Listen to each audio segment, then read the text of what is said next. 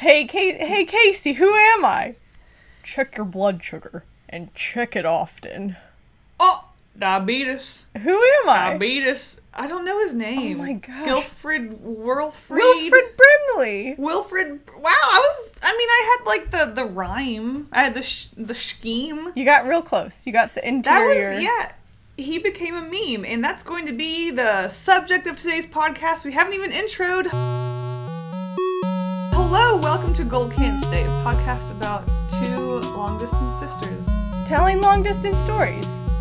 I'm Allyson. I'm Kasey, and today we're talking about Type 1 diabetes. Because we both have type 1 diabetes. Yes, we're talking We've both been blessed. Our pancreases have been touched by our immune systems. Yes, they have. In such a way that they no longer work. Mm-hmm. Touch too much. Yeah, Use it too much and you'll lose it. Well, that's for type 2 diabetes. Yeah. But for type 1, it's just like...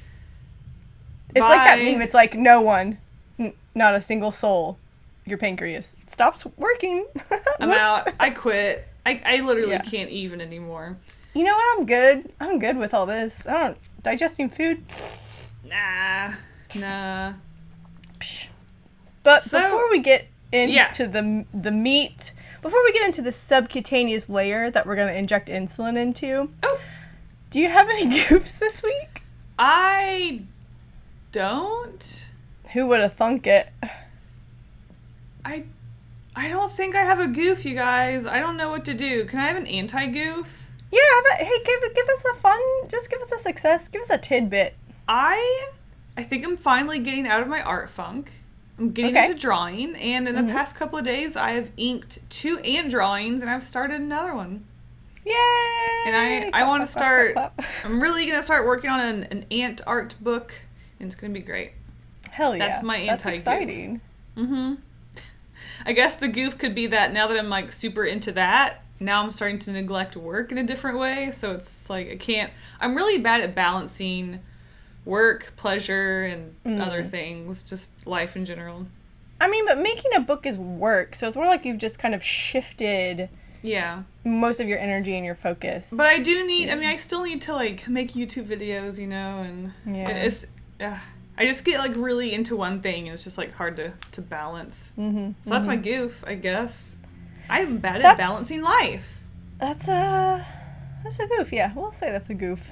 It's just a goof. That's the best I got, honestly. That's pretty good. I mean, mine's not that great. I don't leave the house. I work. I do the same thing every day. Where am I supposed to be getting these goofs?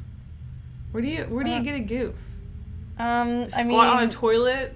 Yeah. Like an idiot? Or maybe you're doing yoga at home in your living room and you slip and you hit your face on the couch or something. I don't know. Is that yours? No. Oh. No. I'm so good at yoga. I would never. Nah. I'm not clumsy in that way. The great thing about yoga is it makes you less clumsy. So that's good. Unless you're just that clumsy. Yeah, if you're innately clumsy. Do you have a goof? I've got a small goof. Okay. I started time traveling in Animal Crossing. Oh, no. That's shameful. That's why it's a goof. How dare you. I've been playing Animal Crossing since the release date. I've been kind of like, I don't know what I want to do with my island. I don't really want to customize it. I just like don't want to deal with it. But this week I finally, I don't know. But this week I was like, you know what? I'm gonna do it. I've got an idea in my head. I'm gonna execute it. I'm gonna make it happen. I'm keeping the idea secret. But I needed to start moving villager houses and all that stuff. So, you got impatient. Because here's how I'm gonna try and justify it. Let's hear I've been playing this game for like 3 months, and I'm just now figuring out what I want to do, so yeah, I'm going to time travel, whatever. No rules during a pandemic. I mean, also you can play the game however you want. That's also true, yeah. But I will be judging you for it. That's fine. Only I can judge me. I moved my houses about a month ago, but I didn't time travel, but I did every day. very satisfying once you move that final house. And then this last week I've been moving my rocks, or like trying to move my rocks, but I'm not doing the whole like putting items throughout your whole island or like mannequins or whatever. I've just been kind of like crossing my fingers, hoping that the rock goes where I want it to go. So it's been great. It eventually happened, so got all my rocks where I want them to be. Yeah. Vaguely. Yeah. I haven't started thinking about rocks yet. I'm still on the... Oh, God. I'm still on the why the fuck did I plant so many flowers? I need to terraform and I can't. That sucks. Yeah, I had a huge garden early in the game, and then I had to dig up all of the flowers, and it just was a pain. It was a I've got hundreds of flowers. And they're not worth anything. They're not worth anything. You can't store them. Like, so I've just been like, okay, I'm going to have like 10 of each color of flower, and I'm putting them in another area of the island and then just destroying everything else. Oof. But yeah, so that's my goof. I finally started falling down the rabbit hole of customization, and I am time traveling in order to get it done. So yikes. When does the time traveling for moving things end and time traveling for events and other things start? Are you gonna start doing other stuff? No, I'm literally just time traveling to get everything moved. After I move all the villagers' houses, I'm going to go back to the present day, and then I'm going to start moving bigger structures. And so, I mean, I'll time travel again, but then I'll come back to the present day. So I am like trying to stay relatively current, and I really don't want to. Although I did get into June because, I mean, today's May 31st. It's the last day of May. So that was like a little bit of a bummer. But really, it's just like, oh, I can buy sandals in Able Sisters now. You know what's a bummer? Having Dave be on the southern hemisphere and experiencing like all of the yearly holidays like in 6 months. Like we'll be playing the game together, and like things will be happening. He'll be like collecting things, and I'll be like, oh, well, now that's ruined for like my fall experience. Wow. Okay. Yeah, because at first we thought that would be a cool advantage. Like, your partner is on the other side of the other hemisphere, so you can trade and do stuff. But it's kind of a bummer because now I'm like, instead of like, oh, I can't wait for fall, it's like, oh, I saw this happen already, and now the magic's kind of ruined for me. So bummer. That's kind of but whatever. What are you going to do? I mean, if that's the biggest problem I have in my life right now, I think I'm doing pretty good. Oh, that's #blessed. Yeah, so kind of a bummer, but it's whatever. I mean, it's whatever. It's whatever. What can you do? Yeah. Wow, our goofs are pretty chill this week. Congratulations to us for getting our lives together. I mean, hold on. I'm still, like, very much spiraling out of control mentally. Okay. My life is not together, but but I'm playing it pretty cool on the outside for the most part. Could be worse. Help. I guess. Well, shall we get into the sugar-free bun? Sugar-free meat Should we get into... Gross. Ew. Zero carb bun. Or, no carb. Of this podcast. Burger. Yeah, I guess so. Yeah. Diabetes. Diabetes. Well, for the people out there who don't know what diabetes was. Or is. What? You said who doesn't know what diabetes was? Oops. I'm so sorry. Who don't know what diabetes is. Still looking for that cure. Yeah, that's a thing that's going to be. Yeah. Fingers crossed. But, so this episode's basically going to be about type 1 diabetes because that's what both Kasey and I have. And type 1 diabetes can be caused by a few different things, but none of them are like, it's all kind of like spontaneous. I have to imagine there's some kind of like genetic aspect to it because both you and I have diabetes, but it's basically so the pancreas is an organ that sits like behind the stomach, and it produces insulin, and insulin is an enzyme that helps you turn sugars and carbohydrates into energy, basically. And the pancreas, the pancreas produces insulin, but then something happens. What? So take notes, kids. Yeah, We're in take class. notes. I'm almost There will be done. a pop quiz at the end. God. So the pancreas for type 1 diabetes will either stop producing insulin or it will continue to produce insulin, but the insulin cells, like the beta cells or something, will be attacked by your your body. So it's like it could be an autoimmune disorder. And then I think there might be another way, but those are the two ways that I know. I'm learned about diabetes when I was diagnosed at 9, like 20 years ago, and I've forgotten a couple things. So it's an endocrine disorder, which means it's like it affects your blood, and it's also like digestive. So what type 1 diabetics generally have to do, and by generally I mean what they have to do, is they have to artificially take insulin through injections. So you can either do with syringes, or there are these things called pins, which is basically like almost like a loaded syringe that you change the needle out of for, or an insulin pump, which is basically kind of like a robotic pancreas that you would wear outside of your body that's connected to your body through a tube. And I think both Kasey, you and I have experience with all 3 of those methods. Well, maybe you not have used a pin, but we've both been on the pump at some point. I've used a pen for the long-lasting insulin at one point, I think. Mm-hmm. Mm-hmm. I mean, it's just another syringe, another form of syringe. Yeah. The only one I haven't done is the one where it's like a pod on your arm that has insulin, just because those things are huge. Mm-hmm. And I don't want, like, even with the pump, it was annoying having, like, something connected to me at all times, but I don't want this huge mass on me at all times. Like, that's just annoying. It's kind of, it's like cumbersome. So should we talk about maybe the different insulin methods, or should we talk about our diagnosis first? Different insulin methods? What's there to say? Well, I mean, I guess we kind of talked about, like, the pod, the insulin pod, which is, like, I don't know much about that thing. Where's the insulin? How do you put the insulin in it? Does it come fully loaded already? It's like a pump that's stuck on your body.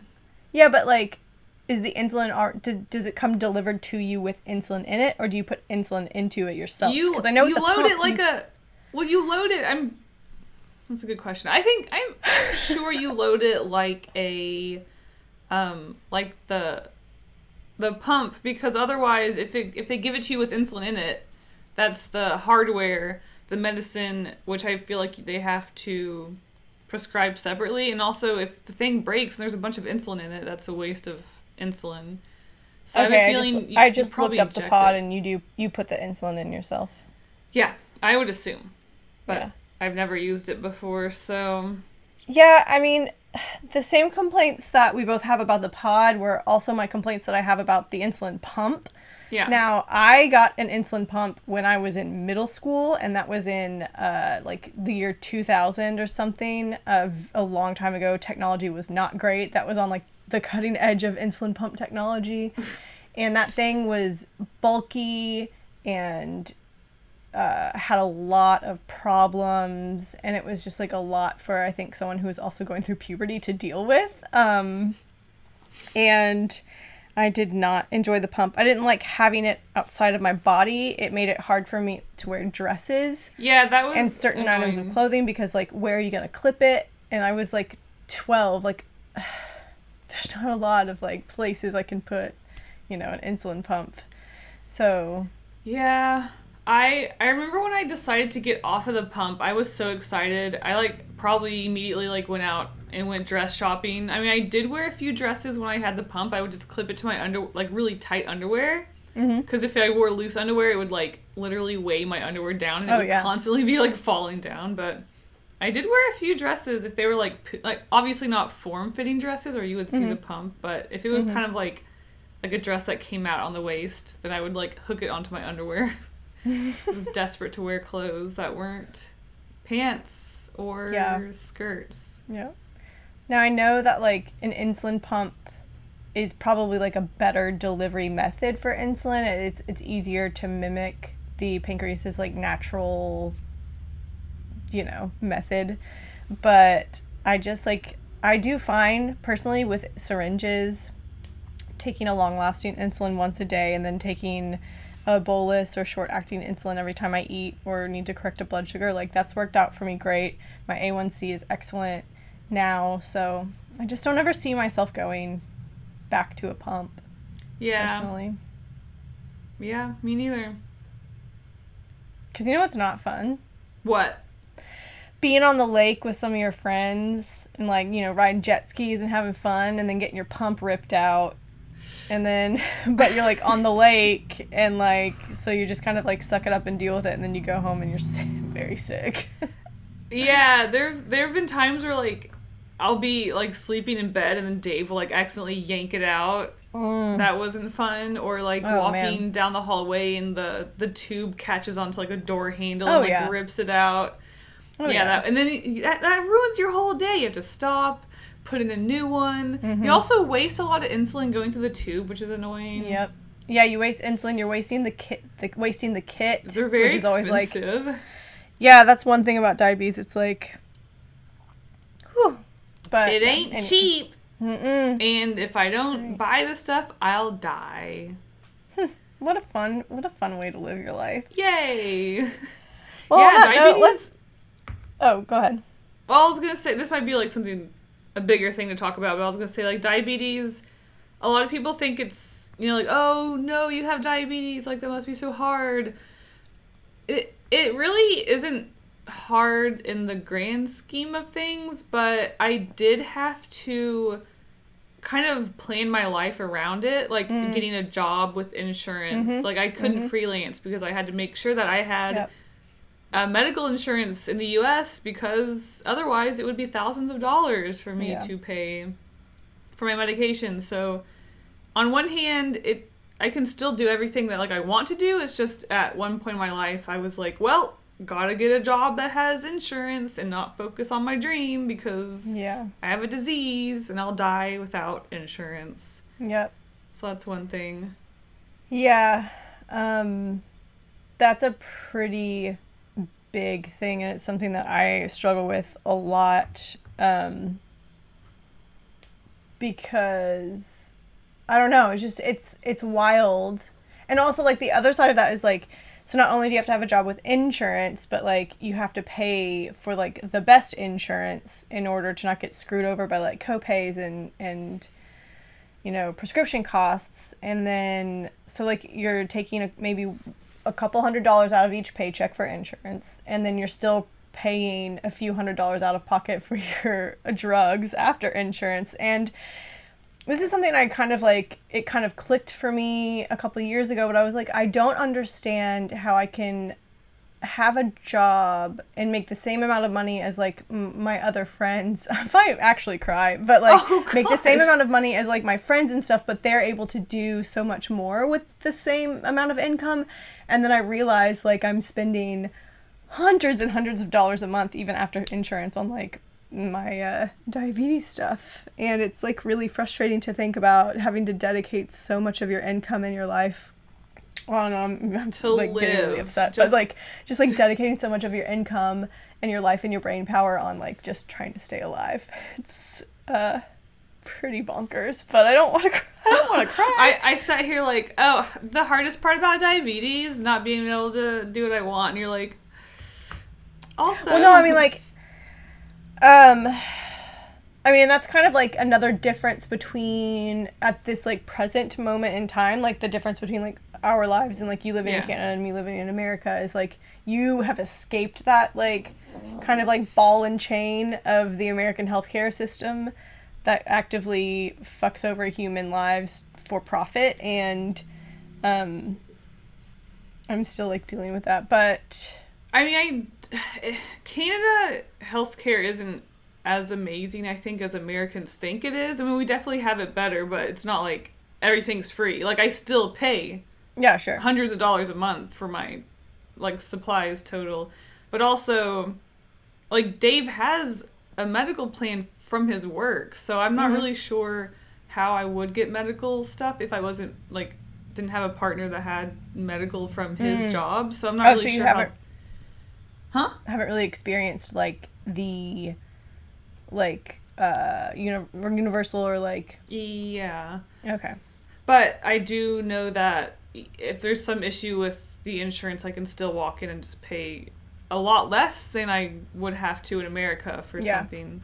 Yeah. So I guess there's that. Also, it's really weird, I guess, to go off a little off topic. When I go to, like, a doctor appointment, usually in America, it's like you do your appointment, and then you go to, like, the secretary, like, you pay or whatever. But every time I go to one, they're like, why are you, do you need something? Like, leave. And I'm like, oh, right. Like, I don't have to pay. Like, whoops. It's kind of weird. I feel like I'm, like, stealing. Like, I just walk out without paying. That's wild. But anyways.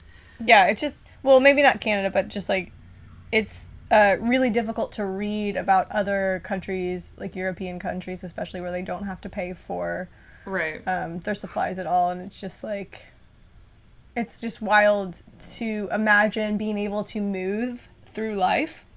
Sorry, that was a burp. I'm not crying.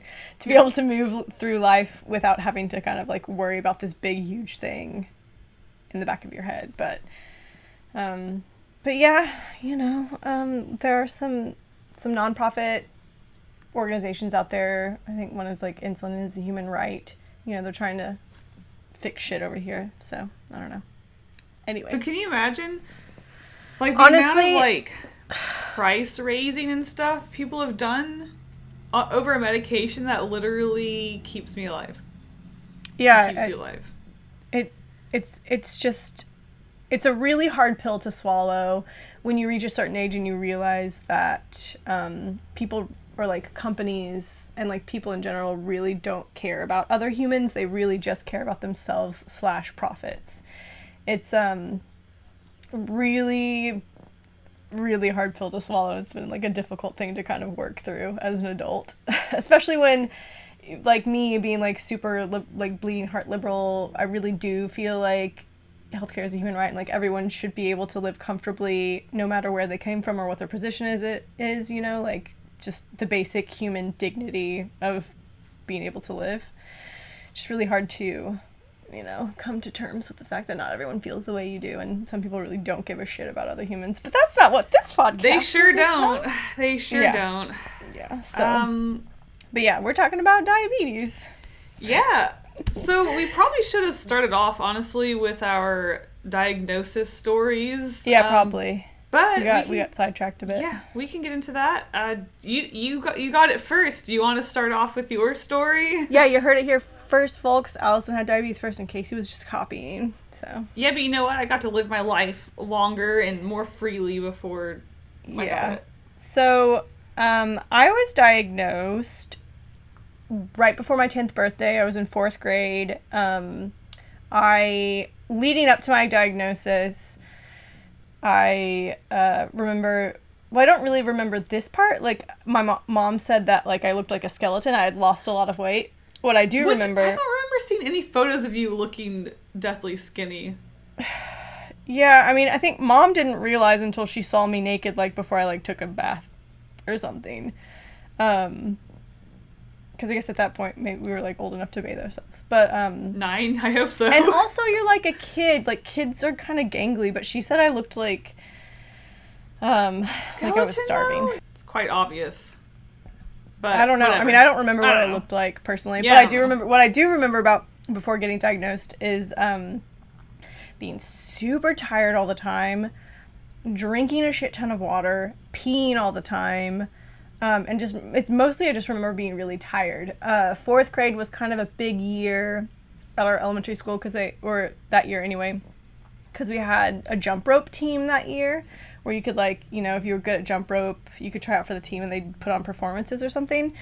And I remember, this is so sad, I remember all of my friends, like, in gym class, like, jumping rope and, like, making the team and doing the performance. And I remember being so tired in gym that I would just sit against the wall in the gymnasium and just sit there and watch my friends, like, play and have fun. It was so sad. And then I would, like, fall asleep during lunch. Like, I would just be, like, sleeping on the lunch table. It was pretty bad. I wonder if, like, maybe the school called our parents and were like, hey, there's something wrong with your kid. Your kid is, like, not doing okay. And I'm sure, you know, my teachers were probably, like, annoyed with how much I had to pee, or, like, how much I kept being like, I'm really thirsty, can I get a drink of water? But I do remember being like, I remember in the doctor's office, like they took us to the doctor, they did tests, and then they brought us back into the office to let us know what the results were. And I remember the doctor leading with, well, it's either cancer or diabetes. And it was just like, what? Wow. Why would you say that? Why would you even bring up what it could have been? Just tell me what it is. Threaten me with cancer? Maybe they were trying to, like, soften the diabetes blow by saying, yeah, it could have been cancer. But it's just not. Diabetes. Yeah. Gotcha. Wow. Wow. Yeah, I don't think I, like, when they said that, obviously, I didn't understand what was going on. I was, like, 9. I didn't know what diabetes was. But I did spend the weekend at Vanderbilt Children's Hospital, which was pretty dope. I remember that a little bit. Yeah, you didn't go to the hospital, though, did you? I think at one point, I did. Because I remember you, like, training, like, to learn how to do shots and stuff. Like, there was an orange or something. Like, you were practicing on that, I think. Like, I do remember that. Yeah. I mean, they're not going to leave me at home. I was, like, 7. Like, yeah, I guess if both of our parents were going to the hospital, you would which have I'm to sure come they too. were. Yeah. Yeah, so I do remember that. I just remember, like, the hospital stay was pretty non-eventful. I do remember, like, they had a really good burger there. So I was, like, really impressed with the burger they had. And I remember, like, the day I was, like, getting discharged, the nurse coming in and being like, okay, now you're gonna have to do this yourself.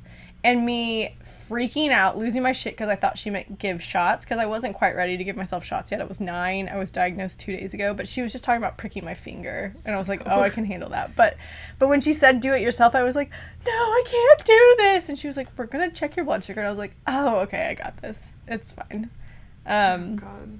But yeah, it was kind of embarrassing coming back to school after that because, you know, our doctor sent us home with a lot of literature, and there was, like, a video that kind of explained what diabetes was. And it was, like, these 2 cool kids that you might see on, like, Zoom or, like, Nickelodeon or something. Oh, do you remember this video? Man, we should have, like, looked up some of those, like, educational videos or something. Oh, yeah, they're probably out there somewhere. I'm sure put they links are. to them. But I remember, like, coming back to school and my teacher, like, showing that video to everyone, like, what is diabetes? And I was like, oh, that is embarrassing a little. Yeah, I mean, like, the thing that I remember being most embarrassed about was them just talking about peeing. And how, like, it's not embarrassing, but, like, I can imagine that, like, for a kid, like, being humiliating a little bit, like, the whole class having to watch this thing. Yeah. I mean, on one hand, I was like, I'm fucking special. Like, like, disability? I'm, like, dying. Yeah, that's me. Yeah. Yeah. And then on the other hand, I was like, oh my God, they're talking about peeing. Yeah, like, oh gosh. Yeah. Wow. But, yeah, having diabetes in elementary school, it didn't seem to be a big deal. Like, I don't remember a lot about it, which I think is a really good sign, because usually you'll have more memories of things that are, like, negative. You don't really remember things that are, like, normal or, like, you know. Right. I remember, like, our parents starting to have, like, I was allowed to drink Coke now if my blood sugar went low. Like, Coke wasn't a huge deal at our house. Like, we didn't drink it a lot. We had for, like, special occasions, but now that, like, I had diabetes, we kept some at home in case my blood sugar went low. And I remember, I was like, Coke now. And my blood sugar's low, darn, need to drink some more of that soda. And then also, like, our parents started getting, like, diet soda, which was kind of, like, exciting as a kid, being like, oh, soda. And, because before we would drink a lot of juice and water. And yeah, because, like, a normal person, they drink and, like, eat things not having to worry about, like, sugar and stuff. But, like, as a diabetic, you kind of want to avoid as much sugar, like, useless sugar. Like, do you really need to drink orange juice, like, all the time, you know? Yeah. And, like, sodas, there's obviously sugar-free alternatives that do you really need that sugary soda? You can have the diet version. So, yeah, like, you don't really realize how many sugar-free option drinks aren't out there. Like, what do you drink? Water? I drink a lot of, like, carbonated flavored water, but it's just, like, water and then sugar-free sodas that don't have sugar. Now, as, like, a 32-year-old adult, I almost exclusively drink water and tea And tea. But like a yeah, kid is unsweetened tea, obviously. Yeah. But, what kid is like, I want some black tea? Yeah, we're like, ooh, give me some ginger turmeric tea, please. Like, yeah. Or like black coffee, you know. Yeah. So, but yeah, I just remember being like stoked on all the soda that entered our lives around that time. But in elementary school, so like I only had to take insulin and check my blood sugar if my blood sugar was low or if it was lunchtime. So before lunch period, I would go to the office, and then there was a traveling nurse for our county who would come in, and she would be there while I checked my blood sugar and administer the shot for me because I wasn't confident enough to give myself my own shots until I was a bit older. But that traveling nurse was actually ended up being the mother of a good friend of mine from middle school until present day. So, wow. Yeah, it was really funny how that worked out. But yeah, I loved her. She was a friend of mine. I find that so. I thankfully I did not have to experience, because I was diagnosed at 19, so I was an adult. Mm-hmm. But I find that so annoying because didn't you have to go to the office to get shots through high school? Like you couldn't even carry that with you? Is that true? I don't remember. So maybe yes, maybe no. High school is an interesting story. I'll go over middle school real quick and then we can address that. But okay, well, I was going to say something that keeps you alive. In elementary school and middle school, I did have to go to the office. In high school, I don't know if I never disclosed my diabetes or what, but I always kept all of my stuff on my person. I don't know if high school is a little more lax, but it seems like you should be able to, this is something that keeps you alive. It just seems so stupid that you have to go to the office of a school to do something. I mean, I understand it for elementary kids because they're children, and for middle school kids as well because they're still, children. But actually, high school is when I entered high school on the pump and I got off of the pump in high school. So maybe we didn't tell the office that I was no longer on the pump or something, because I remember just keeping stuff in my purse, and not having to go to the office for that. But yeah, it was middle school was kind of a shit show. I got on the pump in middle school, early technology, very annoying. The tube leading from the pump to my body would get kinked up and I would have to prime it and work out the bubbles. It would go off in class, which was disruptive because we're all, 11, 12, 13, we're assholes. We're fucking assholes. Kids are assholes. So, I mean, everyone was pretty chill. Everyone that I knew, I got lucky. We were all pretty chill, but still it was I was so self-conscious going through puberty and having this thing that everyone could see, and then people would be like, "Oh, is that a Walkman? What are you listening to?" Yeah, and just I got that through in college. I had the pump, and people would be like, "Is that a Walkman?" I'm like, "Yeah, it's a Walkman." Yeah, let's go into my hip. Yeah. I don't really have a whole lot of memories of having diabetes in middle school, except for just the pump going off and having to prime it. And then, the few times of being out with friends and then getting my shit ripped out. So it seemed like it was pretty easy going, High school is where it all went to shit for me. But, well, are you going to talk about that? Because I don't have anything to say, for me personally. Oh, right, yeah. I mean, growing up with diabetes. So high school is a difficult time for... Allyson Golden episode. Yeah, sorry, everyone. Allyson Golden's Diabetes Hour. High school is a really difficult time for a lot of people. You're trying to cultivate your own self-image. You're trying to figure out who you are. You're, going through puberty still, maybe. There's a lot of shit going on. And right now I'm just going to call out a little trigger warning because I am going to talk a little bit about eating disorder or disordered eating because my diabetes played into that a little bit in high school. So... if you're listening, maybe I'll put a little tone or beep in right now, and then I'll play it again when I'm done talking about it, just so you can kind of know. They can't hear it if they're not listening. That's true. I will edit in the time, fast forward 5 minutes? I don't know, fast forward 2 minutes. I'm going to make it really short and sweet. Okay. So, I was a healthy kid. I probably hadn't even lost my baby fat yet. I was 14 or 15. on the insulin pump, very self-conscious girl, you know, you are bombarded with all of these images of thin, beautiful women who maybe do or do not look like you, and there's just a lot of pressure to look or act a certain way. And, you know, I was like, you know, really, it was a tough time. So I just remember so vividly this offhand comment that someone made that just like triggered something in my mind and like kind of like made me freak out a little bit. Dad and I were going to pick up my insulin prescription at Kroger, and the pharmacist there was like this young, beautiful, like probably college-aged woman, you know, who I was like probably admired. I was like, oh, she seems so cool and like whatever.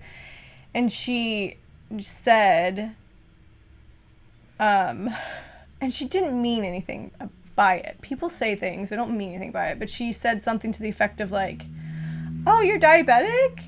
You don't look like someone who's diabetic, or like you don't look like you take a lot of insulin or something. Yeah, I don't know.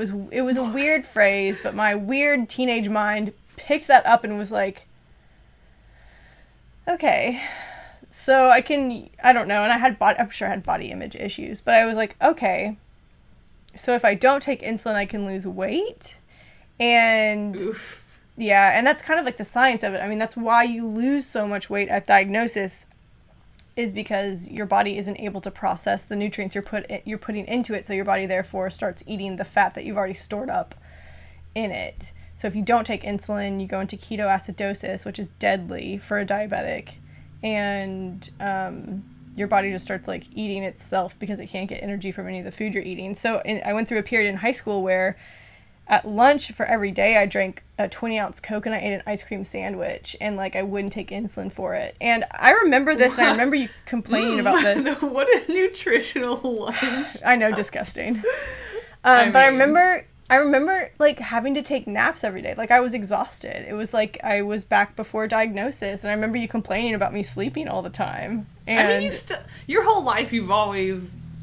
Yeah, I mean, you're the first one to go to bed. You're always taking naps. Yeah, but not much has changed. But it felt like it was probably a little more extreme during that time. I'm sure. Yeah, if you're not taking care of your diabetes. And I was still on the pump at that point, and that's why I got off the pump. My doctors were like, "Well, you're abusing this, so you can't have this. You were like, you need to take a long-lasting shot every day." Were you not even taking that? Well, I mean, on my pump, I was doing the basal rate, but they were like, I think they had actually put me on, I think it was called Humulin 70/30. So it was a mix of like Humalog and a long-acting insulin that you would take twice a day. The long-acting insulin would last for 12 hours. And, well, let me wrap up the eating disorder thing so we can talk more about the kind of insulin. But so anyway, so yeah, I just like really struggled with abusing insulin to lose weight, and it made me incredibly unhealthy, and my self-esteem was really low, and my body image was like very bad. But it was really tough, and that's actually a common thing for a lot of diabetics. It's called diabulimia. So if you like ever, I don't know, if you have found yourself in this harmful pattern or something, like there are resources out there for you, and people are endocrinologists are familiar with this. It's crazy because I just can't imagine, because like I'm sorry, I'm filling up my cup with water. You can probably hear that. The feeling of being high all the time is not comfortable. You're thirsty, you're tired, you pee a lot, you can throw up, like you feel sick. Like it's not. There's got to be a better way to lose weight. There is a better way. Yeah. It's just like, I mean, I can't. That's so sad.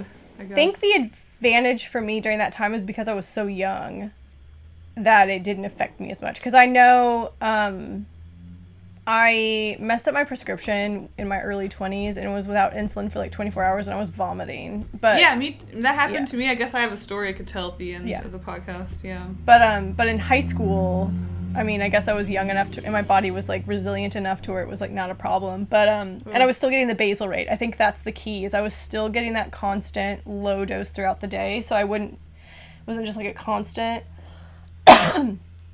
skyrocket. It was like just kind of steadily high. But yeah. So yeah, that's when I got off the pump and they put me on 70/30, and I was actually on that for a long time, and it was really inconvenient because you take it twice a day and you have to eat a meal of 60 grams of carbohydrate when you take it because that's what it is dosed for. Yeah, so it was like that's a lot of carbs. Oh, what? That's a lot of carbs. Yeah, 60. I think that was I don't eat that many carbs anymore, but I think that was when I was diagnosed, that was kind of the standard. They were like, okay, 60 carbs at every meal and then 30 carbs for a snack. And so yeah, I was taking this insulin where I had to have I think they had also given me Humalog for lunch, but like morning or breakfast and dinner had to be at a certain time, and I had to eat X amount of carbs when I took that insulin or else I would go low. So that was my punishment and it sucked. But now insulin's come a long way. But yeah, so that was me in high school, in my early 20s, honestly. And then you got diagnosed. So we can move on to your diagnosis, and then we can talk about other stuff. So I remember... So like my big question is like, because by the time you were diagnosed, I had been diabetic for, 15, almost 20 years. And so I have no memory of what it was like to not be diabetic. You are not 29. Yeah, you're right. Hold on. Diagnosed. You were 21. Okay, so it'd be like 12 years, so 10 years. So I'd been diabetic for 10 years. I'd been diabetic for longer than I had not been diabetic. So but by the time you were diagnosed, I couldn't remember what it was like to not have diabetes. So I'm like really curious of what it's like to, be diagnosed as a young adult and have that memory like so fresh in that old life. Yes, I remember the days just yesterday when I didn't have to give myself insulin. Honestly, it probably that probably really affects the way both of us view diabetes. Is the point in which we were diagnosed. It just seems like an inconvenience. Like I don't really think it changed much about my life except that minor inconveniences of having to carry, like I have to carry a bag around with like a bunch of crap in it, which is so annoying. You always have to have like a juice box with you. You have to have your insulin. Like you can't just go for a walk and not have stuff with you. It's that's like the biggest thing for me is like, I always had to have a backpack of stuff. Yeah, you see people with just their phone and their keys, and you're like, oh, what's that life like? Yeah, you can't just, let me just put my phone in my pocket and, like, maybe, like, a credit card if I want to buy something. No, I need to have, like, all the supplies with me at all times. So that's, like, that's really it. It's just, like, to me, it's just, like, I have to, like, count things, and I have to, like, give myself a shot, and, I'm going low, and I have to go find something, because I don't have something with me. So really, for me, there's not much of a change as much as it is just like an inconvenience in my life, really. But I was diagnosed at 19, and I remember I think I was babysitting our niece, and it was the summer, and I remember just being very thirsty all the time, and then I was having to pee every 15 minutes, and that only lasted a couple of days, and I told Mom, and immediately she was like, oh no, you have diabetes. And I was like, what? I was like, seriously? So I think you came over like a couple days later because I was in college, so you were in a different town. But you came over and you checked my blood sugar, and sure enough, it was like 300 or something. Shit. And Mom was like, whoa. And I was like, I'm sure she came apart. I think she even cried, but I was just like, well, that sucks, I guess. Here we go. I don't know. And then I went to the doctor, and they were like, yeah, your blood sugar's high. And I was like, yeah, so give me insulin, please. Yeah. Like, it took so long for them to, like, figure out what to do. And I was like... What? Really? Yeah. I don't think they gave me insulin for, like, a whole day. Like, I was like, man, I feel like crap. Can you just, like, give me medicine? I should have just given you some of mine. I wonder if maybe because I was so old and it is kind of rare for, like, older people to get diabetes that they were just like, well, let's just make sure that that's, like, what it is. I don't know. But they didn't, like, train me or anything because I remember being like, yeah, my sister has diabetes. You count carbs. Like, because, like, Where did you go? Oh, God. a bad doctor. He was a butthole. Yeah, like what? Did you even... They didn't admit you to a hospital or anything, did they? Mm-mm. I just went to the doctor office. This guy was a butthole. Later on, when I had to get, like, my blood drawn for my A1C, like, his nurses were crazy, and they would blame me for not being able to draw my blood, but really it's because that they sucked at drawing blood. What? They had me in tears at multiple points because they were, like, ganging... Like, they stuck me so many times I would feel nauseous. Oh, and I would, God. like, start to, like... You know, like, I would feel bad, like crappy, so I would, like, cry, and they were like, we can't draw your blood because you're being manic. And I'm just like, wow. Y'all are crazy. Like, I never went back. Like, I changed doctors after that. They were crazy. What the fuck? Hated them. And I remember even coming in after that happened, and they were just like, are you going to behave? And I was like... And I think I even brought Dave with me that time for moral support, because they would, like, gang up on me for That's fucking bonkers. Yeah, getting your blood drawn is not fun for anyone, and you're a nurse. Your job is to, like, be nice and help this person through. What the fuck? Like, I have smaller veins, that's what they told me. No, I do too. It's heinous. So I just, like, assumed, like, maybe they're just, like, really bad at just drawing blood, and they just, you know, they were trying to blame me. But then, like, I would go to another doctor, and I would always be like, oh, I have small veins. They'd do it in, like, a second, be like, now you're good. And I'm like, oh, God, those nurses gave me hell. That sucks, dude. Yeah. That's fucked And the doctor up. was kind of a turd, so I don't know. Anyways, I want to say I almost immediately went on the pump. I don't think I was on shots for too long. I was on shots for a little bit because I do remember when I was diagnosed, it was like a month or two before I met Dave for the first time in person. And I mean, like, normal people aren't used to shots, so, you know, I wasn't really into the whole give myself a shot thing. I made Dave give me shots. Aww. Like, he's meeting me for the first time, and he's, like, giving me shots. It was so stupid. I was like, That's oh my God. so cute. Well, you know. So, I don't know. No, I feel like there's not too much to say. Actually, it's kind of funny. The first time we met, we went to Coke World in Georgia. That's exactly where a diabetic needs to go. Coke World. Trying all these sodas. Actually, though, I think my blood sugar was going low, and I was like, oh, this is good timing. Try all these sodas. Oh my God. Oh, yeah, seagull. I don't know. I don't know. I just feel like because I lived with you with diabetes, I just had experienced it secondhand. So when I got it, I was like, oh, I knew what to expect. And yeah, I don't know. And honestly, like, I know this is kind of like reducing it down to like a very small thing or like almost trivializing it, but like honestly, the way I feel, like having had diabetes for over 20 years now, just the everyday aspect of it, like you mentioned before, it's not a big deal. I just count what I eat and I take a shot. The things that are the most frustrating... What? It could be so much worse. Like, as far as diseases honestly, goes, the thing that's the most frustrating for me about having diabetes is just having to buy medicine. Yeah. That's the only thing that I'm like, this fucking blows. Because I honestly, like, taking a shot when I eat's not a big deal. And it's made me have healthier habits as an adult. Like... Because I don't need like, do I want to give myself carbs. insulin for, like, the sugar? Yeah. Yep. Or, like, I don't need a bun with my burger. I can just have a lettuce wrap. I do that, too. Great. Or just, like, half the bun. Eat an open-faced sandwich or something. Oh. Yeah. Or, yeah, Dave and I were making burgers, and I was actually wrapping the meat in, like, lettuce instead of, like, having bread at all. Yeah, that's what I do at restaurants. And it's, like, you know. And keto is such a big thing with, like, regular people. That stuff like that's not a big deal when you go out. I guess, like, one thing that's kind of bonkers, though, is, like, when your blood sugar goes low.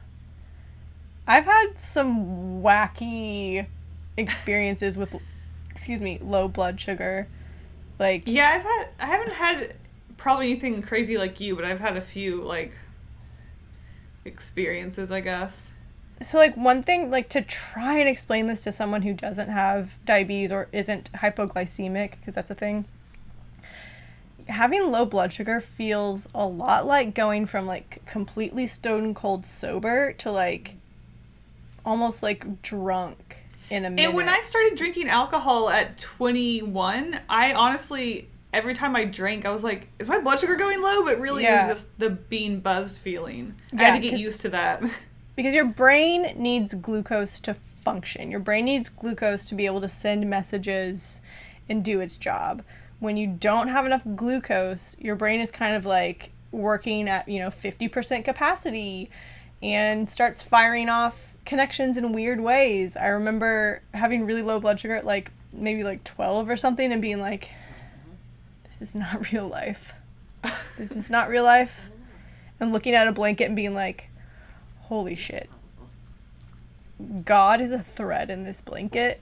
What? Yeah, I was literally like tripping out. I was like, the world isn't real. The universe is like this blanket and God's just a thread in this blanket. And like, I was 12. I'd never done drugs before. I'd never drank, like, but that's what those kinds of things do to your brain. It's like, they all kind of have the same effect. You're just like, you're not doing it at 100% and you're trying to make it work. Or I remember feeling like, we went to Gatlinburg and waking up one morning and like taking a shower but feeling like I was still asleep. I thought that I was trapped in a dream and I was just like crying in the shower, and I think Mom heard me or something and was like, are you okay? And I was like, I can't wake up from this dream. Oh and my she was God. like, we need to check your blood sugar. And lo and behold, it was low. Whew. I also missed my very first day of school freshman year because my blood sugar wasn't low. I was sleeping in your room. I kind of want to hear the story from your perspective, but just to tell it really quick. Okay. You don't remember that much, probably? I just remember you not... I mean, like, it's probably not as fresh. Well, I don't know. You were not even awake. I just remember you not waking up and then Mom kind of, like, freaking out and trying to give you orange juice, and then the ambulance came and took you away. Okay. I was asleep for most of it, but apparently, I wouldn't wake up. I don't remember. I do remember you just being like, no, like, I don't want to wake up. Wait, so I think like, at first you were like, you were very just like, disoriented and... Yeah. Yeah. Maybe eventually you just like knocked out or something. I don't know. Oh, God. Do we not have a glucagon? I don't know. A glucagon is a kit with a syringe full of saline and a bottle with a glucose tablet in it, and it's for emergency use when a diabetic is like totally knocked out, cannot take anything orally, so you'll have to inject it. So like what you would do is you would fill the vial with the saline solution and shake it up to dissolve the glucose tube, and then you would pull it back into the syringe and then like stick it in their thigh. But so all I remember from that day is like coming to a little bit in the hospital. I actually made a zine about this.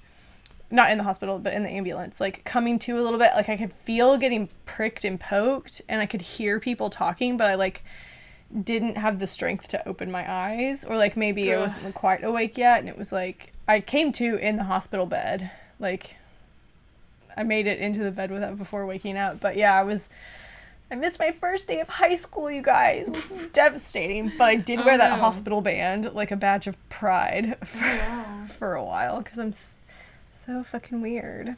Yeah, I've never been so low that I've needed outside assistance, thankfully. I always wake up in the middle of the night if I'm low. Mm-hmm.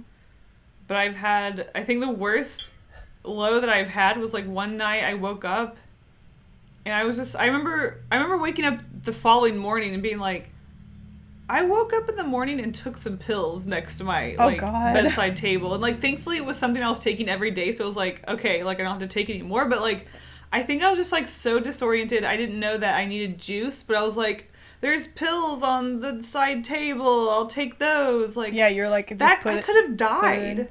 And I've also had another time where I remember like I woke up in the middle of the night and I was like, I just have to get juice. Like, I need to get up and get juice, but I couldn't get myself up. Like, I just felt like an hour passed, and I was laying there like, what am I going to do? I need juice, but I can't get up for some reason. I just remember laying there. That actually and eventually happened to I me. got up. That happened to me recently. I say recently. It was like around this time last year when I was living in East Nashville with my friend Nita.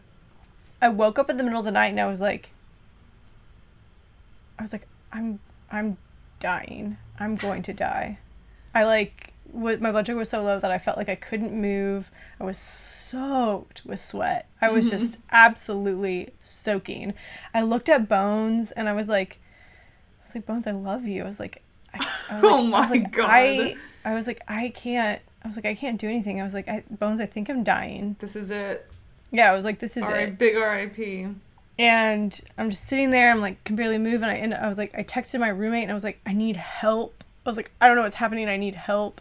And it was kind of wild because she was like, I have my phone on Do Not Disturb every night, but maybe she forgot to do it that night. But she actually heard my text and like came in and got me a juice box and stuff. But it was pretty wild. I was like making peace with my life. I was like having to consult with my dog and be like, all right, I'm dying. I'm really sorry. Like, I love you. Like, we did the best we could, but this is it for me, bud.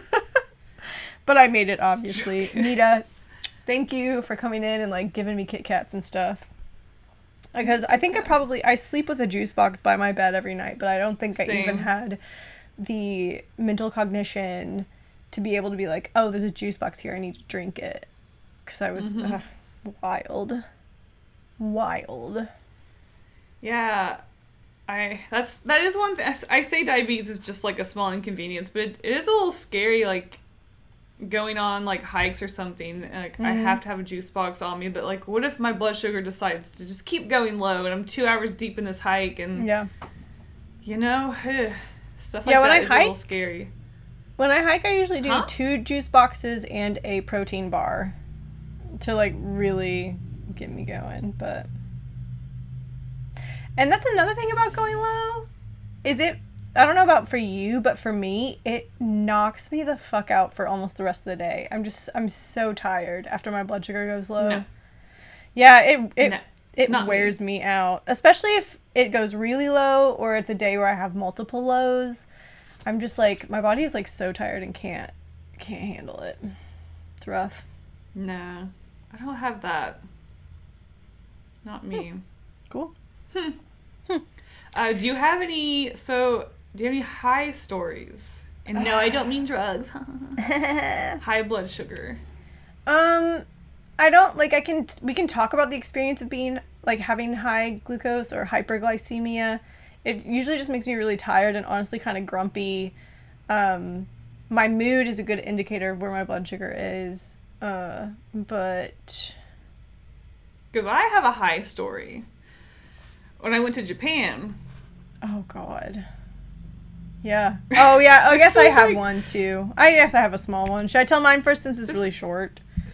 Yeah. Actually, it's not a story. I just, like, didn't have insulin for a day, and I was just, like, throwing up, and then I got insulin, and I was fine. Cool. Wow. Yeah. Into the podcast. This is the highlight of our But, like, but never again. Episode. Never again. Well, yeah. Looking back on this, I don't know why any of us thought this was a good idea. God, this was... Like... Yeah. This is probably one of the stupidest things I've ever done in my life, and I don't understand how I had the support of 3 other people when this happened. So I studied abroad in Japan in 2001 to 2012, and when I left, I forgot all of my insulin. And your pump too, right? I forgot to put your pump on. You take a shower and you have to like unplug it. It's like a wall plug. You like plug it into your body. When you take a shower, you unplug it so you can like get wet. So I guess you're traveling to another country for 9 months and you forget things. So I forgot the one thing that keeps me alive. Didn't plug my insulin pump back in. Did I pack anything? No. Okay.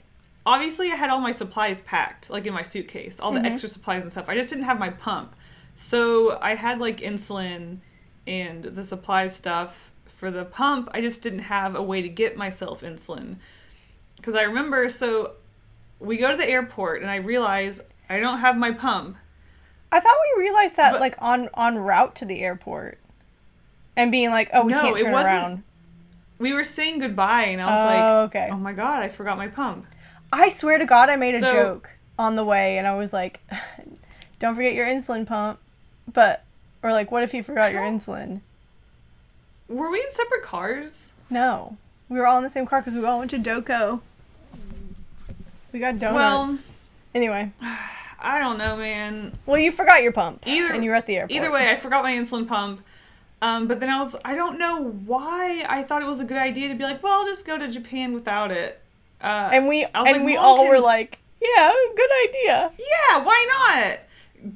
Go without insulin. I don't even know what the end game was. Like, was Mom just going to overnight it to me in Japan? Because she did. I mean, I got it a couple days later. But I just don't... It's like, just get a new flight. Like, what? You literally... Yeah, it doesn't make any sense. Yeah, I don't know. I don't know why. I think, like, so one thing you were kind of worried about was like, oh, my host family's expecting me. Like, I have all this stuff lined up. And none of us were familiar with international travel. Like, none of us had traveled abroad before. And, like, honestly... I'd flown before, but like we weren't very well versed in like air travel.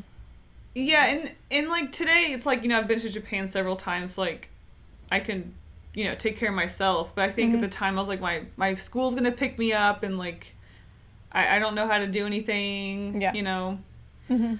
So I don't know. I don't know what the end game was, but I was like, whatever, Mom will mail it to me, and I'm just gonna go to Seattle and then go to Japan without insulin for days or something. God. I don't know. So I get to Seattle and I'm feeling fine.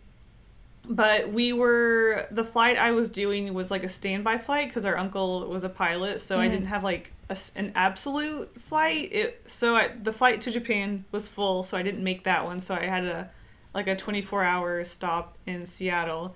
So at this point, though, I am like kind of starting to feel gross, and I'm like, I need insulin, but all I need is a syringe.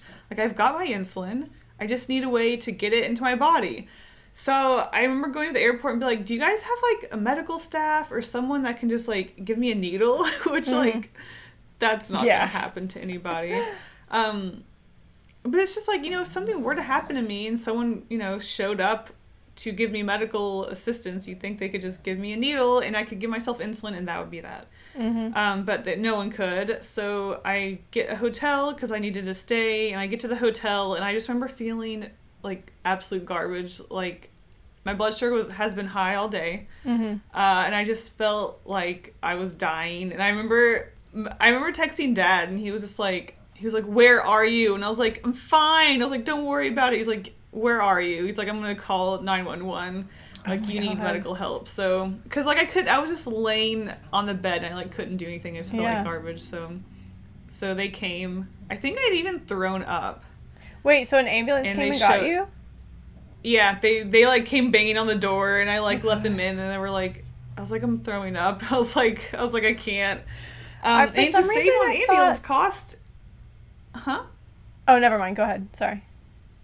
To save on not paying for an ambulance, the poor hotel shuttle guy drove me to the hospital, and I was like in the back of his like shuttle throwing up, and I was thankful because I didn't have to pay, but then like on the way home I had to call a taxi, which is annoying.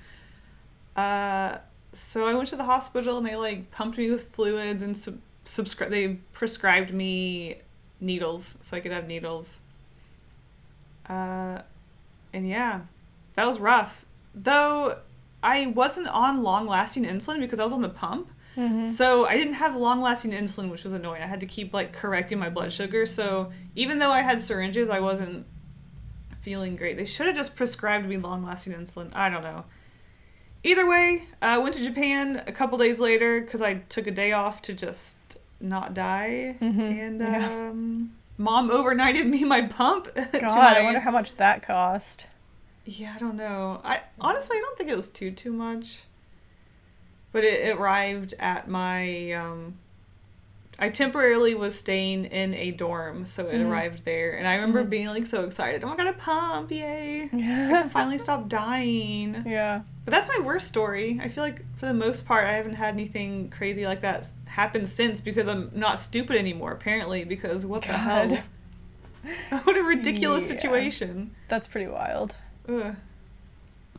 Yeah, I always have my insulin with me. Yeah. Yep. Have you ever used Speaking of diabetes as like an excuse for anything? Okay.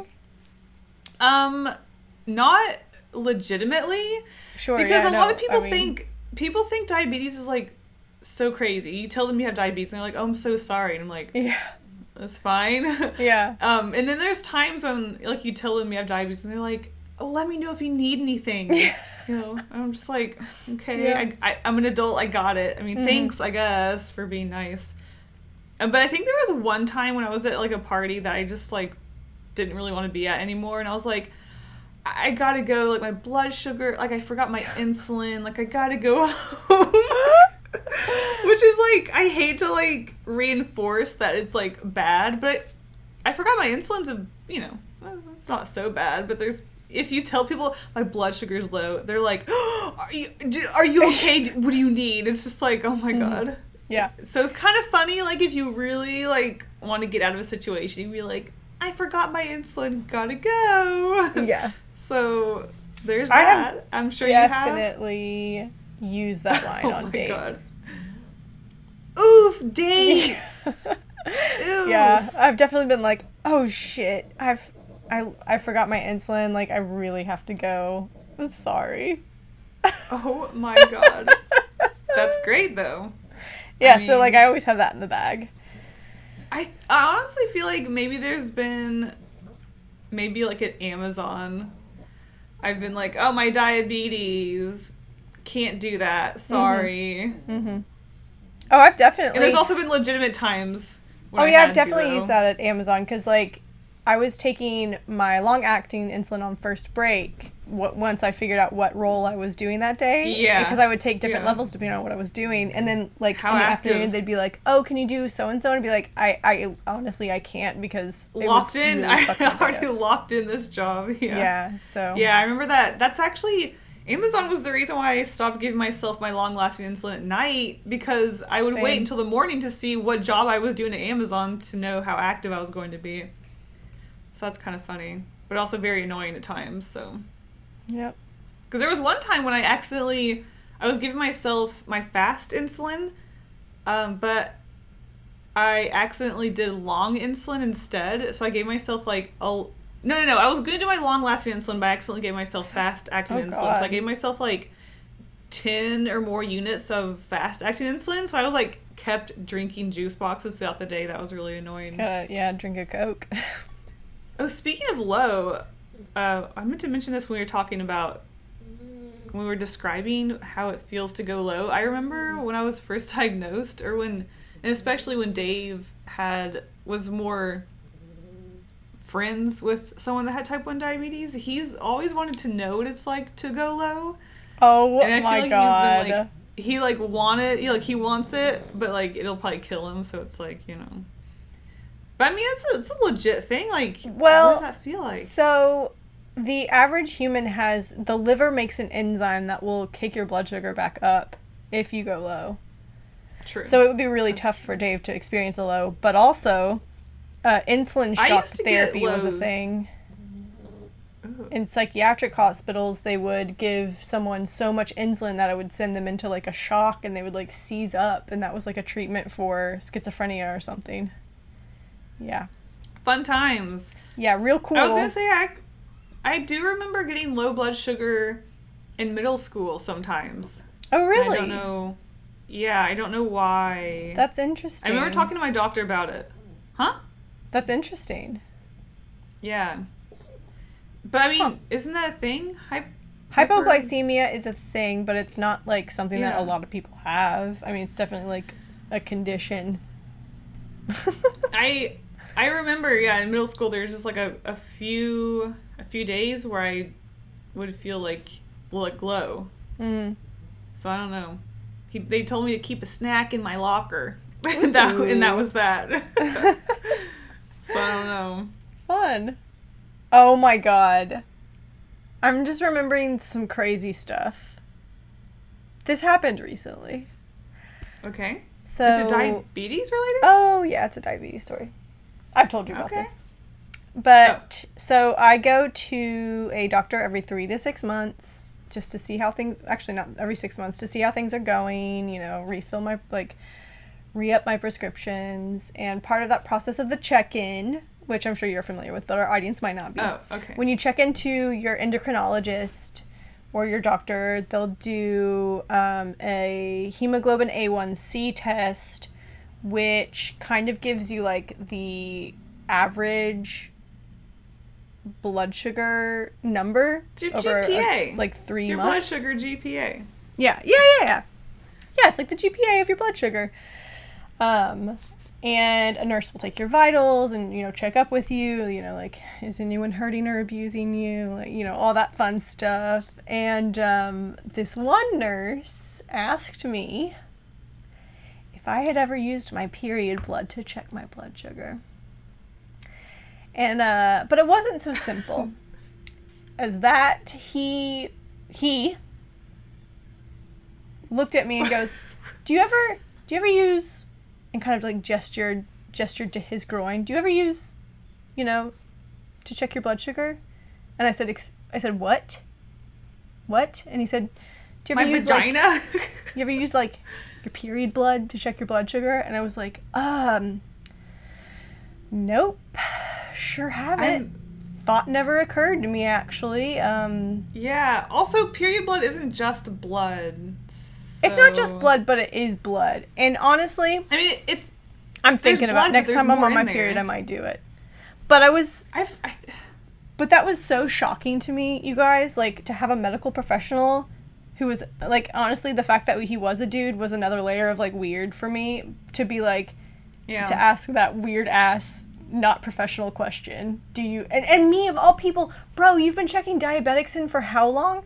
How many diabetics do you check in on a daily basis? And how long have you worked here? Why the fuck are you asking me? Is it because I have tattoos? You think I'm weird? That you might, like, I don't, it was so weird. Did he tell you why he asked that question? No. Or he might have just said, like, conversation. I made it very clear that I was done with this line of questioning, and it was very awkward. Wow. But I will say, one time I did get a bloody nose, and I checked my blood sugar that way. That was fun. Every time I, cut myself on accident, I'm like, I was about to say, I might as well. Yeah. It's funny you say that, because back when I would check my blood sugar with that system, if I did, like, accidentally cut myself or whatever, I'd be like, where's my blood sugar kit? Mm-hmm. Might as well.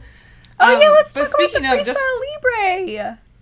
Yeah, I was about to say, this is a good transition for the video people. I have this thing on my arm that is kind of like a pump. As it's just like a sticker on my arm with like a little tube going into it, like very short.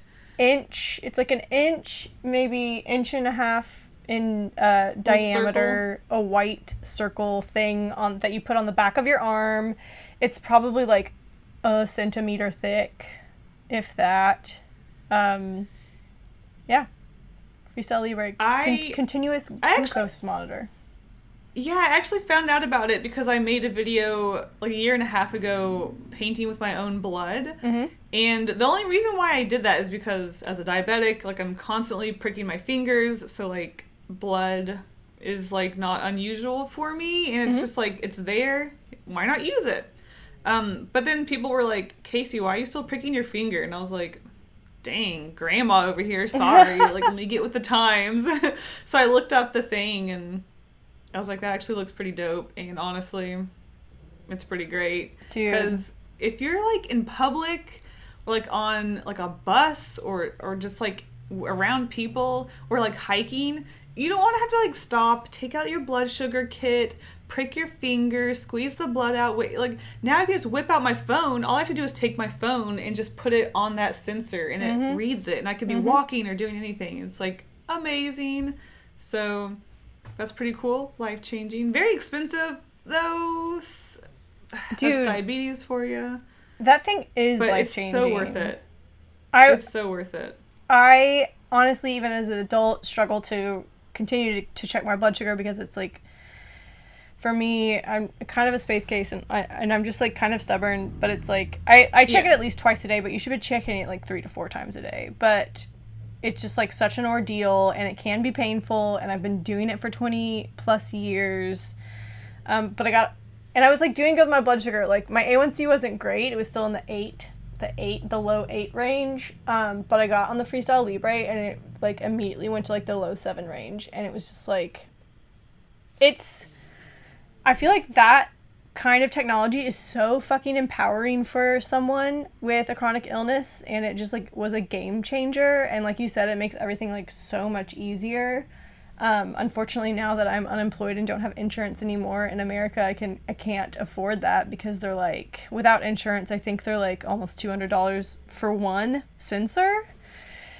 They but last it's just 2 like, weeks, just for context. Yeah, it does last for 2 weeks, but Yeah. to pay $400 a month when I can On get top of generic everything test else. strips from Walmart for $10 a month, it's just kind of a no-brainer for someone who doesn't have,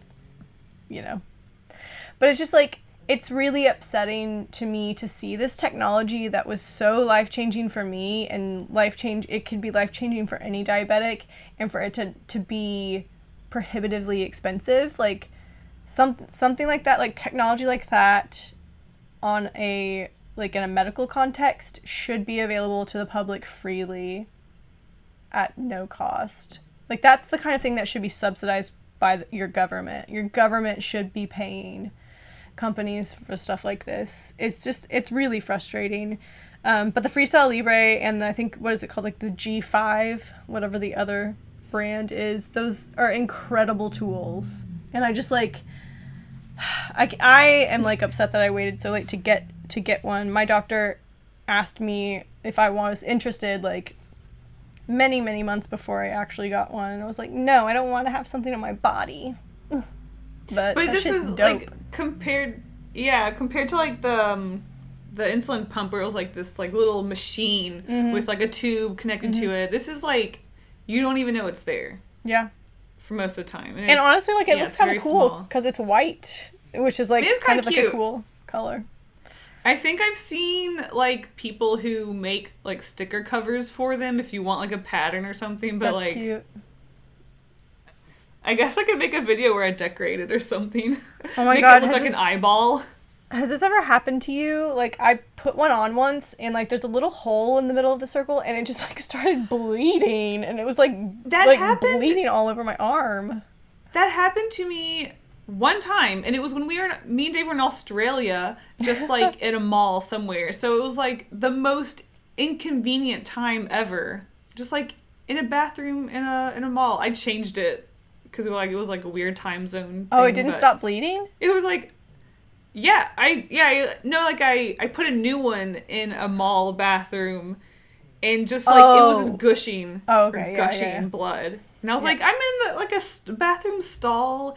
I don't have any Band-Aids on me. Like, what? Like, this is the worst. Yeah. So I got some paper towels and like rolled my sleeve on it or something. It was so stupid. Yeah, I don't know. For those of you that can't see, there's like a little hole in it, and for some reason that thing is connected to the tube and it can gush blood. I wonder if that's kind of like a pressure relief valve. I don't know. Oh my God, it's so gross. Yeah, it's weird. It's weird. I don't know. Whatever. Diabetes, yay! Any other last stories you have to tell? I don't think I have a whole lot of stories. We asked you at home if you had any questions about diabetes. And we got a few questions. We sure did. We got a few questions. Maybe this is something I should have asked, yesterday. But the past is in the past, and here we are now. So today is a gift, and that's why they call it the present. All right. All right. Well, shall I read off some questions? What you got? Let's hear them. Hold on, there's a car. Really zooming. All right. Tyler May's Art asks, do you wish you didn't have diabetes? Or can you not see life without it? Is it a part of your identity now? Okay, so ignoring the question for like a minute, I'm so sorry. Dave and I went for a hike, and just like for conversation's sake, we were like talking about stuff, and I said, would you rather get type 1 diabetes or have a child? And Dave said he'd rather have type 1 diabetes than have a kid. I thought that was so funny. I was like, honestly, I would rather, because I think I was like, would I rather have a kid or like the cure to type 1 diabetes? And I was like, honestly, I'd rather just like still have type 1 diabetes than a kid. That's but wild. I like got a real big kick out of Dave saying he'd rather have diabetes than a child. That like really That's tickled. pretty funny. Really got me tickled.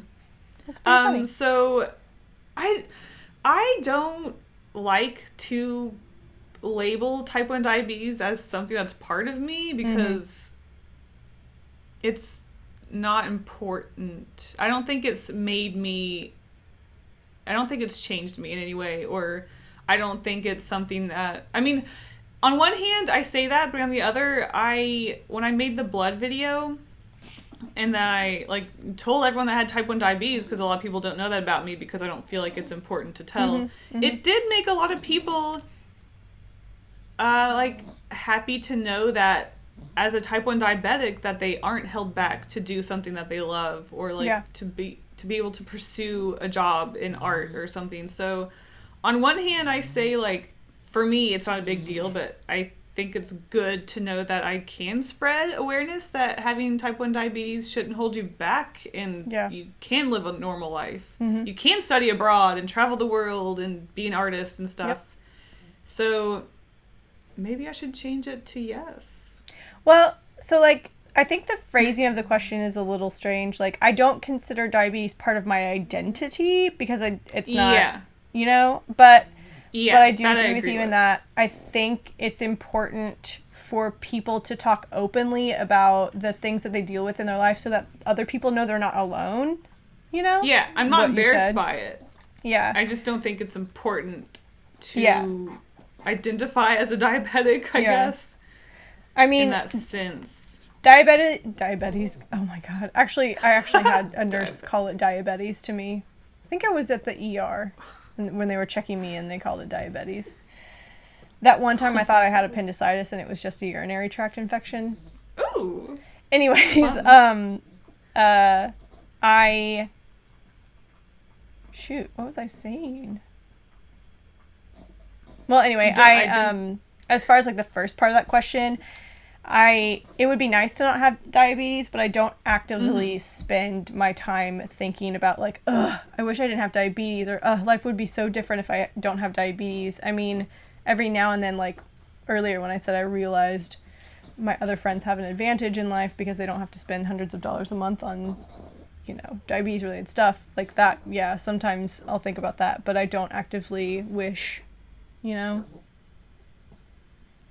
Yeah. Also, I've been on this planet Earth for 32 years, and I've had diabetes for 22 of those years, so it's, like, hard to imagine what life would be like without it.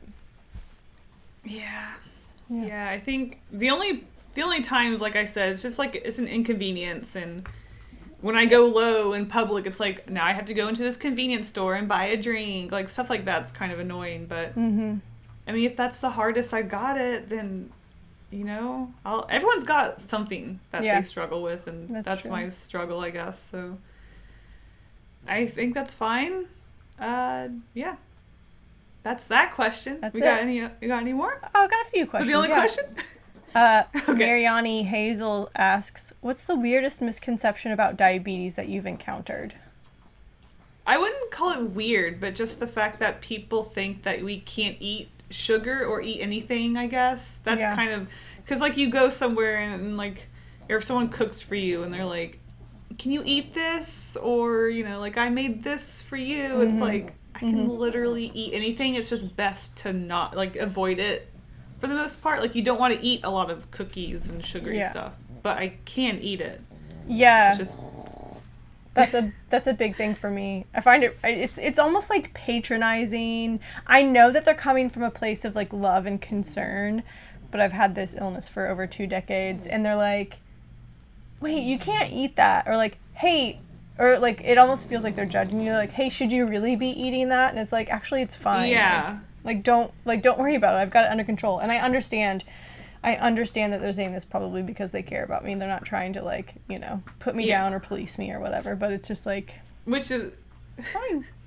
It's fine. Which is the same thing when I was talking about earlier when, like, you tell someone you have diabetes and they're like, oh, can I get you anything? Or, you know, it's like, I get, like, they're being nice, but it's just like, I got it. Like, it's my disease. Like, I'm good. If I need something, I'll ask. Yeah, absolutely. Yeah.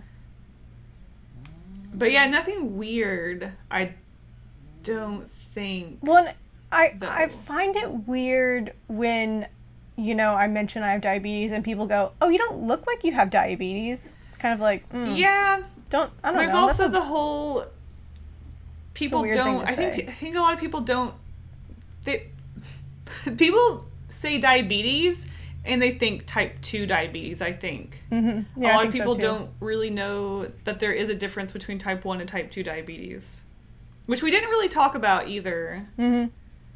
And just to say quickly, type 2 diabetes is more from old age or unhealthy habits, like weight. Type 2 diabetes happens when it's almost like your body becomes desensitized to insulin. You consume so much sugar and carbohydrates that your body has to pump out so much insulin that it becomes kind of like used to it. Like your body actively builds up a tolerance to insulin.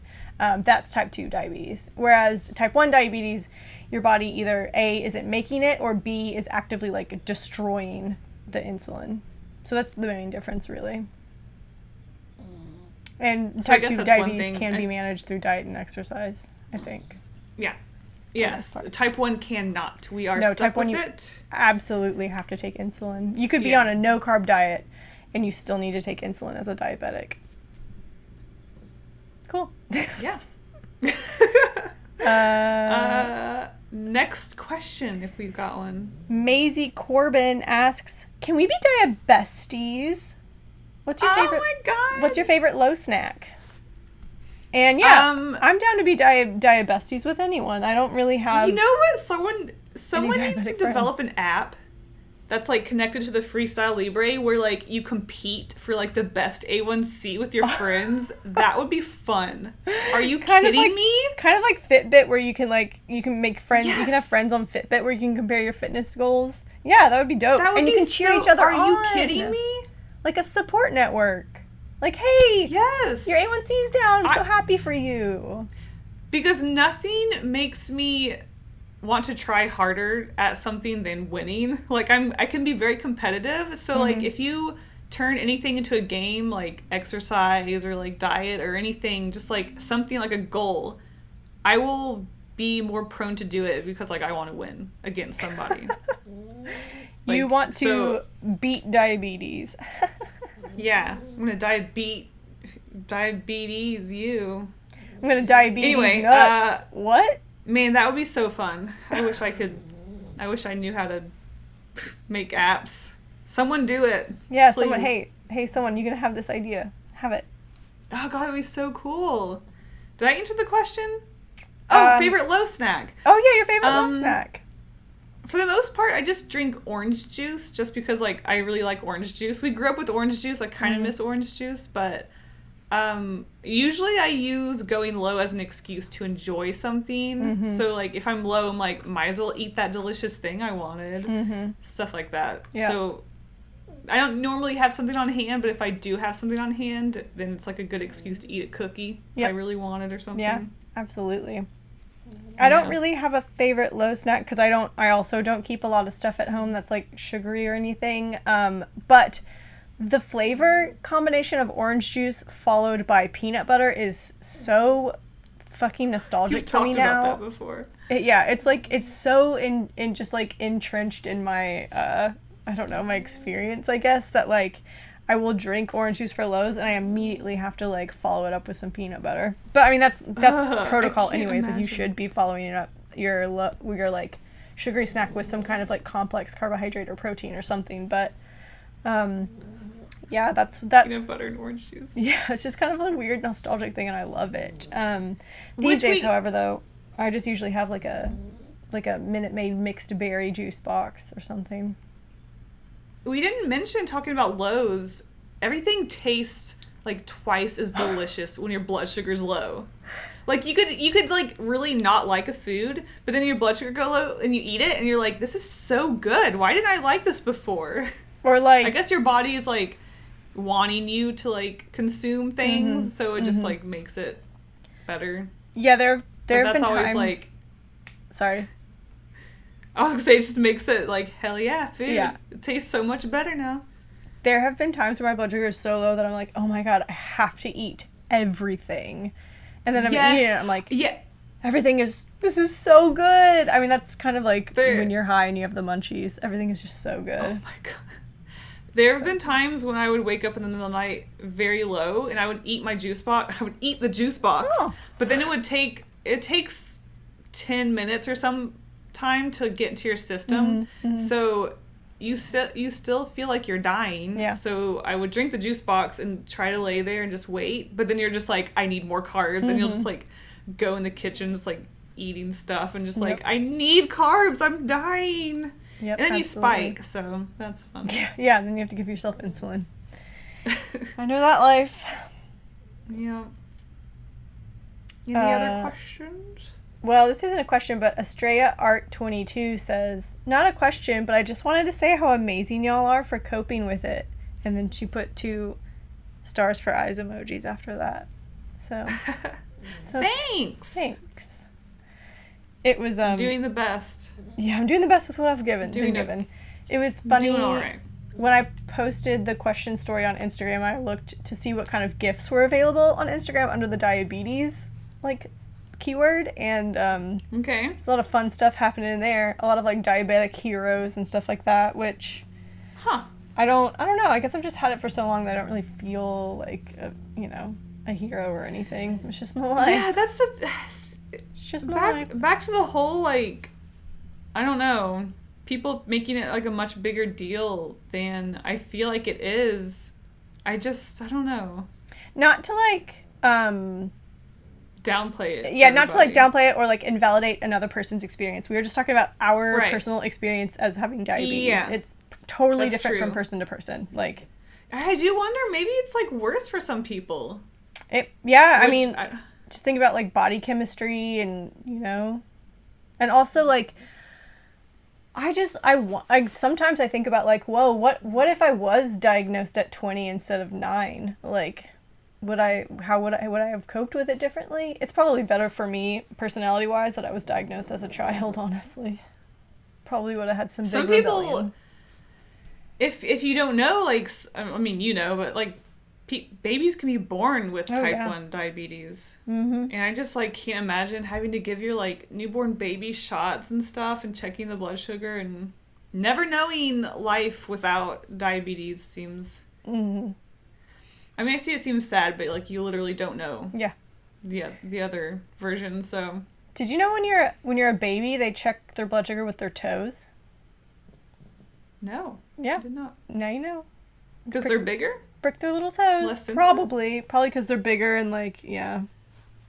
But yeah, there's a little fun fact. Wow. That's not fun. That's kind of Cool. sad. Today I learned. Let's see. Another question maybe? Sure. Well, this one's like 3 different questions, and I think we've answered 2 of them, but R12 no other name works here. What are the different types, which we talked about type 1 and type 2 already? How much does it affect your daily life, which we've already, talked about that throughout the podcast, and what other complications arise because of it? Woo! Stuttering is not a side effect of diabetes.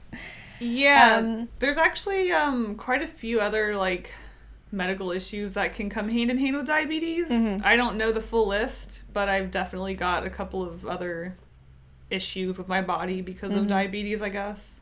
Yeah. And that also varies greatly depending on how under control your diabetes is.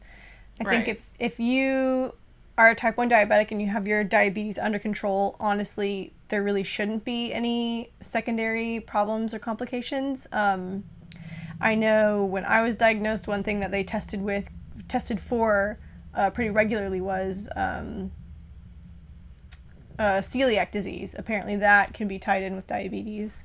If your diabetes isn't under control, your blood is, well, it's your life. I mean, your blood is your body. That's what keeps everything going. And if your blood sugar is high, your blood will be become syrupy and acidic and bad for you, and your organs will just start breaking down. Like you hear about blindness a lot. Your circulation will slow down, and you hear about people getting toes, feet, even legs amputated. Multiple organs can start failing in succession, but again, that's with really uncontrolled diabetes over a long period of time. I think because diabetes is an autoimmune disorder for some people also, that can just like, you just are prone to developing other autoimmune problems. But as far as me personally, I don't have any other problems, I don't think. This is just like normal, like getting older and not being able to digest gluten and dairy and stuff like that, but I don't think that's diabetes related. But you, Kasey, I have have a like thing, a right? thyroid thing. Yeah. Which has never been like properly, I feel like, taken care of, and I've been having this issue for many years now. You say Canadian medical stuff is so great, but it's also kind of hard to get like doctor appointments sometimes here. So it's like, I got blood work for this thyroid thing like over a year ago now, and it has not been, I don't even know the result of it. Like, I keep missing an appointment, so like it takes months to get like a new appointment, and I feel like there's just like some imbalance with my body right now because of that, which is very annoying. Like, I want to get on medication for it, but hopefully I have an appointment coming up next month. Hopefully that will not be canceled because of COVID. I can get that under control. So that's really frustrating. Yeah, it's annoying. But again, if that's like the worst of my life right now, then, you know, it's pretty good. I don't know. It's okay. It's annoying, but it's not the worst, I suppose. Yeah. So that's that. I think that pretty much covers it, yeah. Wow. And we've got one more question, which we kind of covered already. Lenny's 3 a.m. Breakdown asks, how the hickety heck are y'all still alive with the messed up American healthcare system? To which I have to say, I'm alive, but I'm poor. So, you know. I got out. Yeah, Kasey got out. Allyson is alive, but poor. I went to Canada.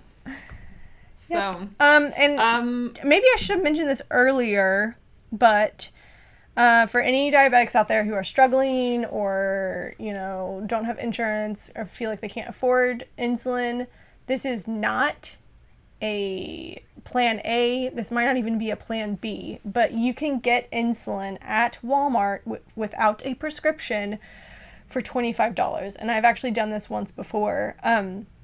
However, the insulin that Walmart sells for $25 is like old technology. It is not good. It's hard to use. I once had to buy insulin, like the fast-acting insulin. I don't remember what the circumstance was, but it is the kind of insulin that takes 30 minutes to kick in, which the technology now, I think it's like, you know, they say 10 to 15 minutes. So I would have to somehow predict 30 minutes before I was going to eat and take insulin then. So it forced me to be more structured about my meals, but it was also like, you know, it was either that or I was going to get sick. So yeah. Yeah. So yeah, it can be a struggle, but it's not impossible to live with, and you just have to make the best of your personal situation. Yeah. I guess. I mean, yeah, there's you know, there are programs that can help you. Yep. Well, I think that's about it. That's that, huh? Mm-hmm. Diabetes. Can't live with it. I could live without it. Could live without it. Sure. Hey, I don't need it. I don't need it. It's fine. Don't need it, but I got it. Yeah. Much like us. What? We can't stay. Oh no. My God, is this like a very blunt ending to this podcast? Like an abrupt. Any last words? No.